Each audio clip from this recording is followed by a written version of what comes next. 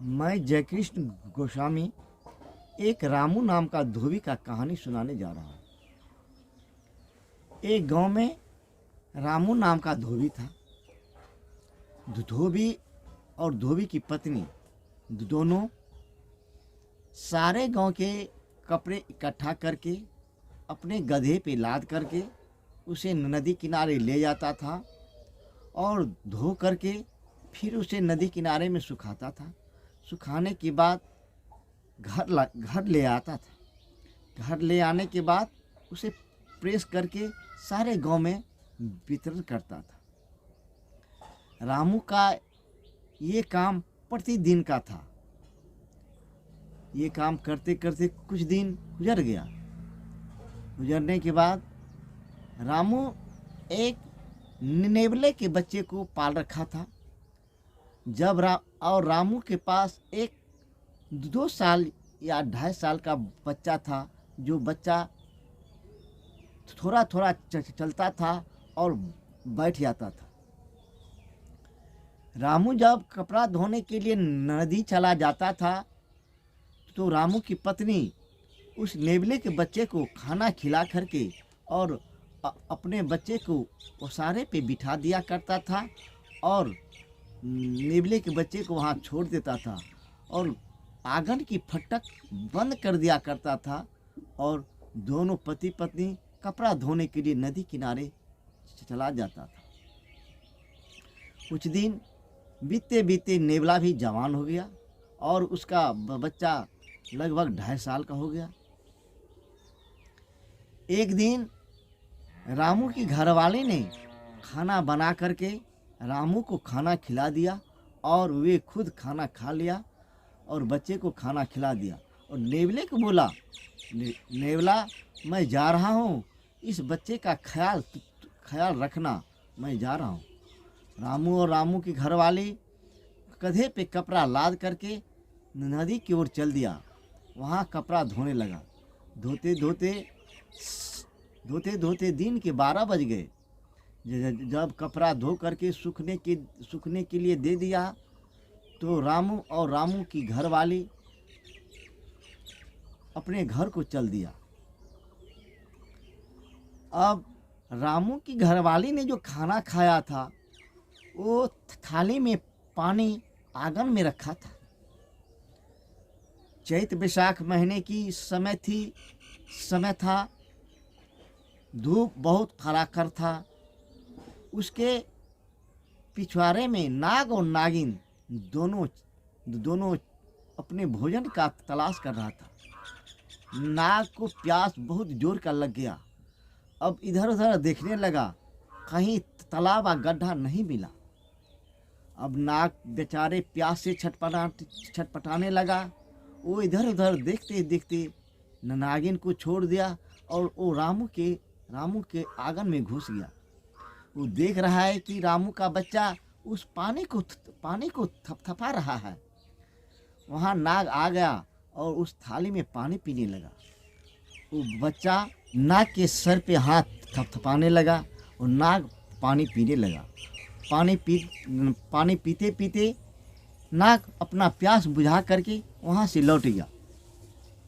लौटने के बाद नागिन ने पूछा, हे नाग, तूने कहाँ से पानी पी के आया? नाग बोला, नहीं, पानी तो मैंने पी के आया, लेकिन वो जगह मैं तुझे नहीं बताऊंगा। नागिन ने बोला, नहीं, मुझे बताओ, आप कहाँ से पानी पी करके आए? मैं भी पानी पीने जाऊंगा। बोला, ठीक है। बोला, नहीं, वहाँ एक बच्चा बैठा हुआ है और थाली में पानी है। तो तू जाएगी, जैसे पानी पीना आरंभ करेगी तो वो बच्चा तुझे मारेगा तो तू उसे दर्शन कर लेगी। बताओ, तू मुझे वचन दो, अगर तू उस बच्चे को दर्शन नहीं करेगी तो मैं तुझे जगह बता दूंगा। बोला, हे स्वामी, मैं आपको वचन देता हूँ कि मैं उस बच्चे का दर्शन नहीं करूँगा। नाग बोला, ठीक है। ये धोबी के आंगन में एक बच्चा बैठा है और वहाँ थाली में पानी है, उसमें बच्चे हाथ थपथपा रहा है जाओ तू पानी पी लेना, अगर बच्चे तेरे सर पे हाथ थपथपाए तो उसे नहीं काटना और तू पानी पी कर के आ जाना। नागिन ने आया और उस थाली में पानी पीने लगा। जैसे पानी पीने लगा कि बच्चा उसके सर पे हाथ थपथपाने लगा।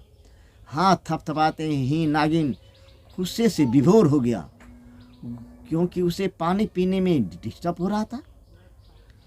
इतने में नागिन ने उस बच्चे को काट लिया। बच्चे को नागिन काटते हुए बच्चा की मृत्यु हो गई और नागिन वहाँ से चल बसा। नाग ने पूछा, हे नागिन, तूने उस बच्चे को दर्शन भी किया? बोला, हाँ, मैंने बच्चे को दर्शन कर लिया। वो बोला, क्यों दर्शन कर लिया? तो बच्चे ने मुझे पानी पीने में डिस्टर्ब कर रहा था और बार बार मुझे मार रहा था। बोला, ये बात, जाओ उस बच्चे को फिर से दर्शन करो और उस बच्चे को जिंदा करो, नहीं तो आज से हमारा और तुम्हारा कोई रिश्ता नहीं रहेगा। नागिन ने बोला, रिश्ता रहे या ना रहे, वो दुष्ट बालक मुझे मारा और मुझे पानी पीने में डिस्टर्ब किया, इसीलिए मैंने उसे दर्शन कर लिया। मैं यहाँ से जा रहा हूँ। नागिन वहाँ से चला गया। इतने में रामू और रामू की घरवाले अपने घर को लौट गया। अपने घर को लौटने के बाद जब आंगन की फटक खोला तो वो अपने बच्चे को मरा हुआ देखा। अपने बच्चे को मरा हुआ देखा तो रामू और रामू की घरवाले दोनों बहुत जोर जोर की विलाप से रोने लगा। जब वो जोर जोर की विलाप से रोने लगा तो गाँव के सारे लोग इकट्ठा हो गए। सारे लोग जब इकट्ठा हो गए तो अब रामू की घरवाली रामू ने बोला, जो नेवला कहाँ है? नेवला भी भाग गया।